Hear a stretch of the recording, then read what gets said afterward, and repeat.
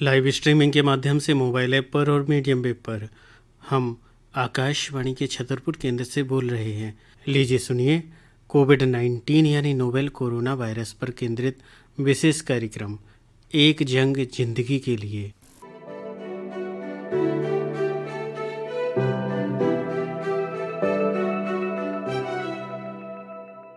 कार्यक्रम एक जंग जिंदगी के लिए सुनने वाले सभी श्रोताओं को रविंद्र प्रजापति का नमस्कार। श्रोताओं, आप जब भी फल सब्जियां खरीदने चाहते हैं या आपके मोहल्ले में कोई फल सब्जियां बेचने आता है और आपको आशंका है कि इस व्यक्ति को कोरोना हो सकता है क्योंकि इसको खांसी आ रही है या अन्य कोई लक्षण आपको समझ में आ रहे हैं, तो ऐसे में क्या करना है? अगर आपने सब्जी ली है, सबसे पहली बात तो हमें जहन में ये ध्यान रखना है कि कोरोना वायरस अगर सीधे संपर्क में हमारे आता है, यानी अगर किसी को कोरोना वायरस है और वो छींकता खांसता है और सीधे ड्रॉपलेट हमारे मुंह पर पड़ते हैं या श्वास के माध्यम से नाक में जाते हैं तो कोरोना सीधे हो जाएगा।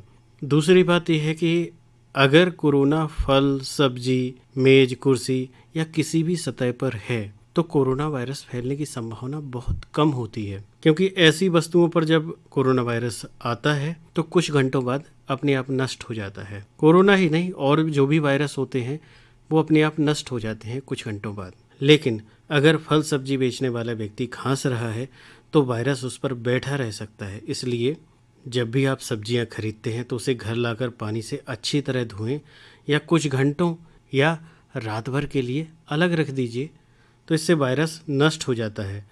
और इस बीच यह भी ध्यान रखना है कि जब भी हम फल सब्जियां लाते हैं घर में, उनको छूते हैं, तौलते समय, रखते समय, तो हमें अपने हाथ साबुन से धुलने हैं। कोरोना पर कुंडलिया विधा में कुछ रचनाओं के माध्यम से अपने विचार व्यक्त करते हुए आप हैं कमल किशोर प्रजापति, ग्राम व पोस्ट झलोखर, जिला हमीरपुर, उत्तर प्रदेश से। दंश करोना खौफ से जनता हुई निढाल, कभी घूमती शान से बदल गई अब चाल, बदल गई अब चाल, कैद घर में रहना है, बड़ी चुनौती खड़ी इसे मिलकर सहना है। कहे कमल कविराज बचा लो वंश सलोना, काम धाम सब बंद खौफ है दंश करोना,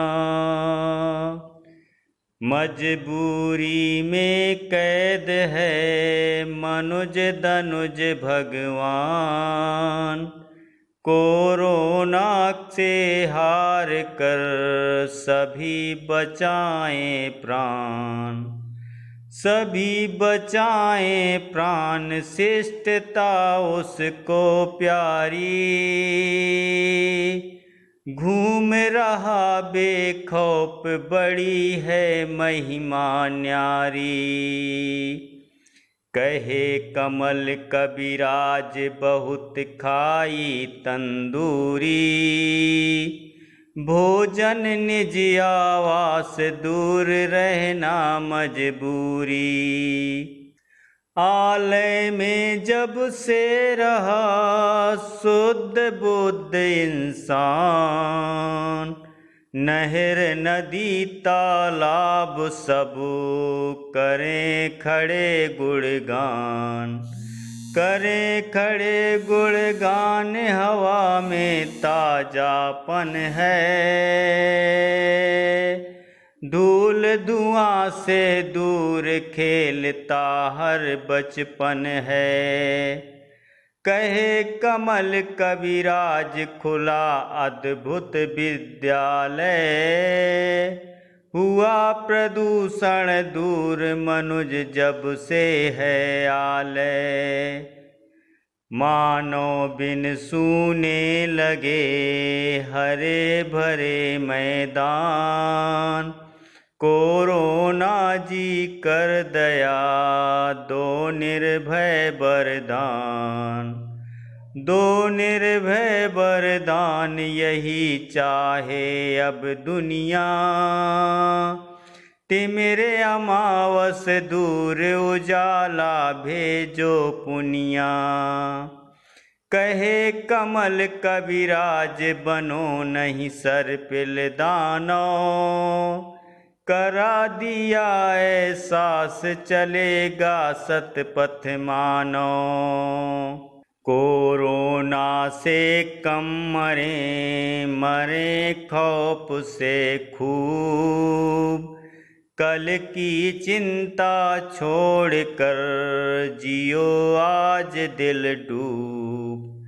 जियो आज दिल डूब काल को देखा किसने। जितनी सांसें प्राप्त उसी में जीना सीखो। कहे कमल कविराज खुशी के पल छोड़ो ना। हंसने में जब प्राण करेगा क्या कोरोना।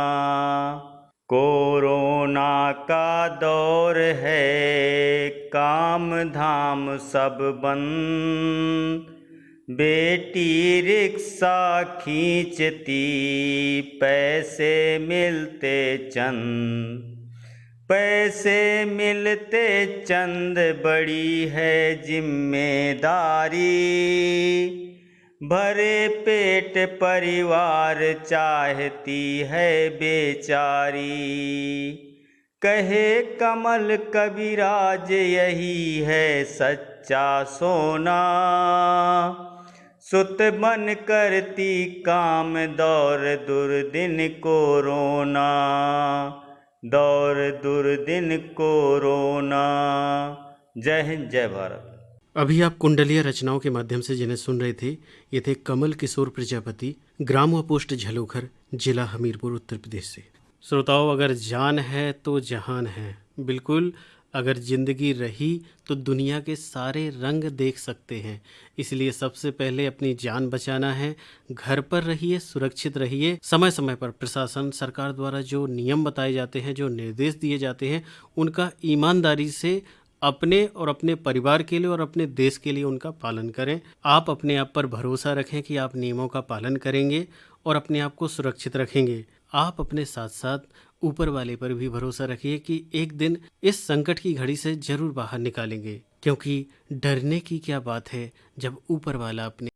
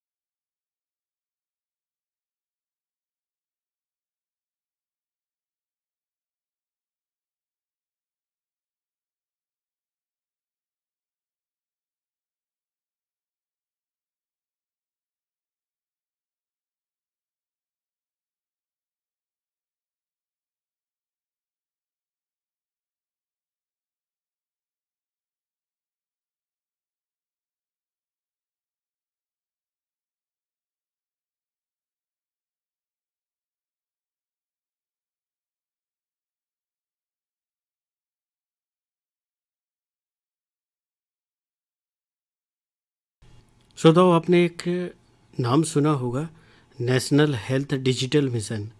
आखिर ये क्या है और इससे क्या फ़ायदा है?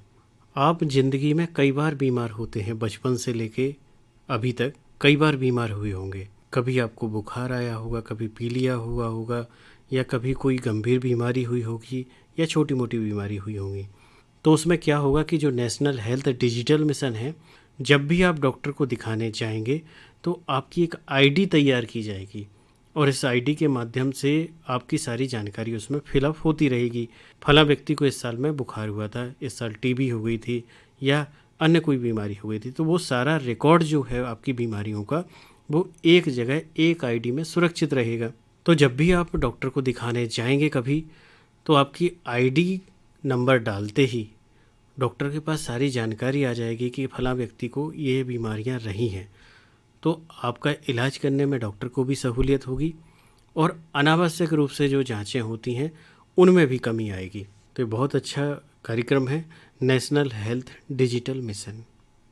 कोरोना महामारी को लेकर कई सारी भ्रांतियां हैं आपके जहन में, कई सारे सवाल हैं जो आप पूछना चाहते हैं। ऐसी ही कुछ समसामयिक जानकारी प्राप्त करने के लिए हमने फ़ोन किया है डॉक्टर VK गुप्ता, जो चर्म रोग एवं नेत्र रोग विशेषज्ञ हैं छतरपुर में। आइए सुने इनको। जी नमस्कार सर। नमस्कार सर, जैसे कि आजकल कोरोना के समय में लोग बार बार हाथों को सैनिटाइजर से धोते हैं, तो कहीं ना कहीं एक अफवाह भी फैली है कि बार बार हाथों को सैनिटाइजर से नहीं धोना है, नहीं तो कुछ और अन्य बीमारियां हो सकती हैं, या त्वचा को किसी तरह का और नुकसान हो सकता है। तो इस बारे में सर क्या कहना है आपका? नहीं, ऐसा नहीं है। सैनिटाइजर से धोने से कोई ऐसा नहीं है कि दूसरी बीमारियां होंगी जी। तो जरूरत होती है, तो जैसे साबुन से भी हाथ धोए जाते हैं, धोते ही हम लोग बार बार, जी जी। वैसे ही सैनिटाइजर से भी हाथ धोते हैं, तो कोई बीमारी होने का अंदेशा तो नहीं है, और हाथ साफ ही रहेंगे, उससे कोई प्रॉब्लम नहीं। जी जी जी। सर, ये तो हुई सैनिटाइजर की बात। अब मास्क में आजकल बाजार में कई वैरायटी उपलब्ध हैं। लोग समझ नहीं पा रहे हैं कि कौन सा मास्क लगाना चाहिए, मैं इससे बच पाऊंगा या नहीं, या मुझे महंगा मास्क खरीदना चाहिए। तो इस बारे में सर आपका क्या कहना है? नहीं, मास्क तो ऐसा है, कोई महंगा लें या सस्ता लें उससे कोई खास फर्क नहीं पड़ता है। केवल इतना ध्यान रखना चाहिए, मास्क को डबल लेयर मास्क हो, जी जी, और जिसके छिद्र थोड़े से जो होते हैं स्पोर्स, वो पतले माइक्रो, उसमें छिद्र होते हैं मास्क में, और विंडो बनी हो तो ज्यादा अच्छा है। जी जी जी तो जी। उससे क्या है कि हवा भी जाती रहेगी, सांस लेने में परेशानी कम आती है, सफोकेशन नहीं होता है। और डबल लेयर में ये होता है कि एक लेयर से अगर कोई एक आध पास हो भी गया किसी तरह से वायरस वगैरह, तो दूसरी लेयर में रुक जाएगा, ये अपन मान के चलते हैं। अच्छा अच्छा। तो इसलिए उसमें डबल लेयर मास्क हो, कोई कैसा भी हो, ऐसा जरूरी नहीं है कि आप 200 रुपए का मास्क लें, 300 रुपए का मास्क लें, 500 रुपए का मास्क लें। जो सस्ते वाले लोग भी बनाते हैं तो वो भी चल सकते हैं, लेकिन डबल लेयर मास्क लें। तो सर, ये तो हुई मास्क की बात। मास्क से सर हम नाक और मुंह को तो ढक लेते हैं, लेकिन आंखें खुली छोड़ देते हैं। हाँ, तो आंखों से भी कोरोना वायरस के इन्फेक्शन होने का क्या खतरा है? हाँ, अभी रिसेंट शोध में ऐसा आया है कि आंख से भी अगर जैसे अपन बात करते हैं या छींकते हैं, तो उससे जो निकलते हैं ड्रॉपलेट इन्फेक्शन, जैसे ये कोरोना वायरस का है। जी जी। तो जो अपन छींकते हैं या बात करते हैं, तो इससे जो मुंह से जो निकलते हैं सलाइवा, तो वो बड़ी दूर तक दिखता नहीं, अदृश्य रहता है, लेकिन सामने तक फैलता तो है ही एटमोस्फियर में, तो वो आंख पे भी असर कर सकता है। जी जी जी जी। लेकिन अब उसको तो अपने को आंख को ये साफ रखें, बाकी कुछ कर नहीं सकते, बिल्कुल सही क्योंकि बात है। आंख को तो हमेशा कवर कर नहीं सकते। जी जी जी जी। हाँ। डॉक्टर साहब, आप चर्म रोग एवं नेत्र रोग विशेषज्ञ भी हैं, तो हम जानना चाहेंगे कि अपनी त्वचा का कैसे ध्यान रखें और अपनी आंखों का कैसे ध्यान रखें। जिनको गर्मी ज्यादा असर करती है या सेंसिटिव है कि जैसी धूप में निकले या ज्यादा देर धूप में रहे तो उनको असर करती है, तो उनको उस तरह की कुछ दवाइयों का पहले उपयोग करना चाहिए, लेप करना चाहिए। जी जी जी। डॉक्टर से सलाह लेके उसका लेप करना चाहिए। सर, कई लोगों को असमंजस में रहते हैं कि हमें चश्मा कब बनवाना चाहिए या कब उनको जरूरत समझ में आएगी। इस बारे में सर उनके लिए क्या सलाह देना चाहेंगे कि वो कब डॉक्टर के पास जाएं? कोरोना वायरस के बारे में अपन बात कर रहे थे जी। तो ये चश्मा अगर भले वो 0 पावर का हो, एक धूप छांव वाला चश्मा भी आता है, ऐसे गिलास आते हैं, तो उनको भी आप लगा के निकल सकते हैं। तो उसमें कोरोना वायरस का भी, जैसे हमने बताया था कि जब अपन बात करते हैं या छींकते हैं, कोई सामने वाला ने छींक दिया या बात करते हैं, तो उससे जो निकलते हैं जर्म्स वायरस, वो अगर आंख पे आते हैं, तो अगर वो चश्मा लगाए तो ऊपर चश्मे के कांच तक रह जाएंगे। जी जी जी। डायरेक्ट आंख पे अटैक नहीं कर पाएंगे। जी जी। तो चश्मा उसमें सुरक्षित रहता है। तो ये हुआ। दूसरा ये कि जो आपने प्रश्न किया है अभी कि आंख में कब चश्मा लगाने के लिए उसे सोचना चाहिए और कब नहीं, तो बिल्कुल। उसमें तो ये है कि जब अगर यदि मरीज को कभी ऐसा लगता है कि हमको सिर में दर्द हो रहा है, अच्छा। अनइजीनेस लग रही है, पानी आंखों में पानी बहुत आ रहा है और सिर आंखों में पानी के साथ साथ कुछ देखने में परेशानी हो रही है, दर्द हो रहा है, इस तरह की जब प्रॉब्लम्स आती हैं तो उसको एक बार आंख की जांच कराना चाहिए। क्योंकि कभी कभी अगर आंख की में पावर बढ़ जाती है तो जी। अगर वो पावर का चश्मा नहीं लगाता है तो भी इस तरह की परेशानियां होती हैं। तो उससे ये है कि जब आपको टेस्ट कराएंगे तो उससे ये पता चल जाएगा कि इसकी आंख कमजोर है अथवा नहीं है। यदि कमजोर है तो वो उस पावर का चश्मा डॉक्टर उसको प्रिस्क्राइब कर देगा, वो उसको लगाएगा, उसको जो परेशानियां थी बिना जी चश्मे के हो रही थी वो नहीं होंगी, ठीक हो जाएगा, उसको अच्छा फील करेगा वो मरीज। जी जी जी जी। डॉक्टर साहब, आजकल जो कोरोना के मरीज हैं वो अधिकतर ठीक भी हो रहे हैं, हाँ लेकिन इसकी ना कोई दवाई है ना कोई वैक्सीन है, हाँ। लेकिन ठीक हो जा रहे हैं। तो सर ये कैसे संभव है? देखिए, ये क्या है कि कोरोना जो है ये तो एक वायरस है, ये जी शरीर में जब जाता है तो ये अपनी एंटीबॉडीज शरीर में अपने आप बनती है। प्रतिरोधात्मक क्षमता शरीर की जो होती है जी वो एक नेचुरल प्रक्रिया है कि आपके शरीर में कोई भी एक्सटर्नल बॉडी जाती है, कोई भी एक्सटर्नल वायरस बैक्टीरिया ये प्रवेश करता है तो उसकी प्रतिरोधात्मक क्षमता के अनुसार शरीर में अपने आप से वो बनती है एंटीबॉडी।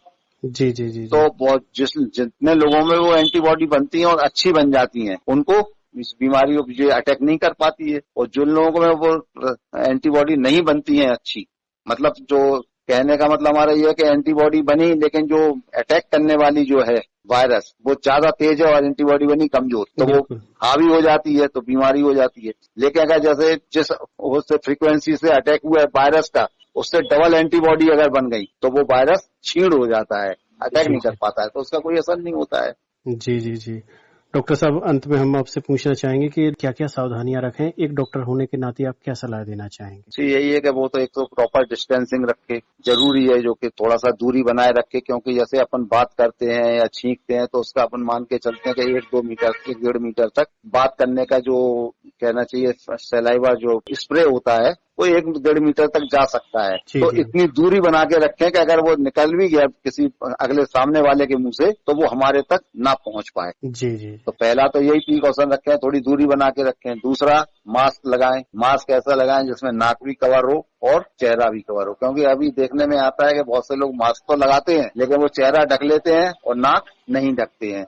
जी जी तो ऐसा मास्क लगाएं, लगाते समय ये ध्यान रखें कि मास्क से चेहरा भी ढका रहे और नाक भी कवर्ड रहे, और जी जी यदि संभव हो तो चश्मा, आंख पे चश्मा भी लगा रहे, जी जी। तो उससे ज्यादा सुरक्षा है पेशेंट की। डॉक्टर साहब, आपने इतनी महत्वपूर्ण जानकारी दी, अपना कीमती समय निकालकर, आपका बहुत बहुत धन्यवाद। धन्यवाद धन्यवाद। अभी आप जिन्हें सुन रहे थे ये थे डॉक्टर VK गुप्ता, चर्म रोग एवं नेत्र रोग विशेषज्ञ, छतरपुर से। और देखिए, मानसिक रूप से स्वस्थ होने की बात हुई है, तो मानसिक रूप से स्वस्थ होने में गीत संगीत का बहुत अहम भूमिका होती है। मानसिक रूप से स्वस्थ रहने के लिए आपको नए गीत पसंद है तो नए सुनिए, पुराने पसंद है तो पुराने सुनिए, या आपको 90s वाले गीत पसंद है तो वो भी सुनिए। गीत वही अच्छा होता है जिसको सुनने से आपके मन मस्तिष्क में तरोताजगी आ जाए। अब वो गीत कोई श्रोता हो, आपको शारीरिक रूप से स्वस्थ तो रहना ही है, साथ ही साथ आपको मानसिक रूप से स्वस्थ रहने की बहुत ज़रूरत है। मानसिक रूप से स्वस्थ रहने के लिए छोटी छोटी बातों का आप ध्यान रखेंगे तो पूर्णतः आप स्वस्थ बने रहेंगे। जैसे कि आप हमेशा सकारात्मक बातें सोचें, नकारात्मक नहीं सोचें कि जीवन में ये होगा वो होगा, हमारे साथ ऐसा हुआ, इतना बुरा हुआ, आगे भी बुरा होगा, ये सब मत सोचें। हम अपने आप को ज़िंदगी में कैसे सफल बना सकते हैं, कैसे खुश रह सकते हैं, इन बातों को सोचें। और आपका जो काम है और जीवन है इसमें संतुलन बना के रखें। मतलब आप घर के बाहर जो भी ऑफिस का काम करते हैं और आपका जो पारिवारिक जीवन है उसमें संतुलन बनाएं, क्योंकि अगर आप ऑफिस में बाहर काम करते हैं लेकिन वही ऑफिस का तनाव आप घर पर ले जाते हैं तो देखिए, ना तो घर में आप संतुलित बना पा रहे हैं और घर का जो तनाव है वो आप ऑफिस में ले जाते हैं, तो ऐसे आपस में संतुलन नहीं बैठता है, जिससे आप चिड़चिड़े हो जाते हैं। तो इन दोनों को आपस में सामंजस्य बना के रखिए, योग और ध्यान कीजिए, अपनों के संपर्क में रहें और अपनी भावनाओं को साझा करें। जो भी अपने सगे मित्र रिश्तेदार हैं उनसे बातचीत के माध्यम से, फ़ोन के माध्यम से बात करते रहें, जिससे आपको किसी भी तरह का तनाव ना बढ़े। अपने विचार, अपने सुख दुख साझा करेंगे तो आपको बहुत अच्छा लगेगा। और सुस्त अवस्था में कभी ना बैठें, हमेशा एक्टिव रहें। ऐसा नहीं कि आराम से बैठें, सुस्त अवस्था में करना क्या है नहीं पता, बैठे क्यों हैं नहीं पता। हमेशा अपने मनोरंजन की गतिविधियों को तलाशते रहें। कुछ नहीं है तो आप घर में छोटे छोटे बच्चे हैं उनके साथ खेलिए, लोगों से बात कीजिए, लेकिन खाली मत बैठिए। जो भी नशीले पदार्थ होते हैं, चाहे वो शराब, गुटखा, तंबाकू, इन सब का सेवन नहीं करें। और मानसिक रूप से स्वस्थ रहने के लिए सबसे आवश्यक बात जो है वो है कि पर्याप्त नींद लें। जी हाँ, आपको पूरी नींद लेनी है 8 घंटे की, रात्रि के समय में कम से कम। तो इस तरह से इन छोटी छोटी बातों को अपनी दिनचर्या में शामिल करेंगे तो आप शारीरिक रूप से स्वस्थ होने के साथ साथ मानसिक रूप से मजबूत बने रहेंगे। इसी के साथ कार्यक्रम एक जंग जिंदगी के लिए को समाप्त करने की अनुमति दीजिए। रविंद्र प्रजापति को नमस्कार।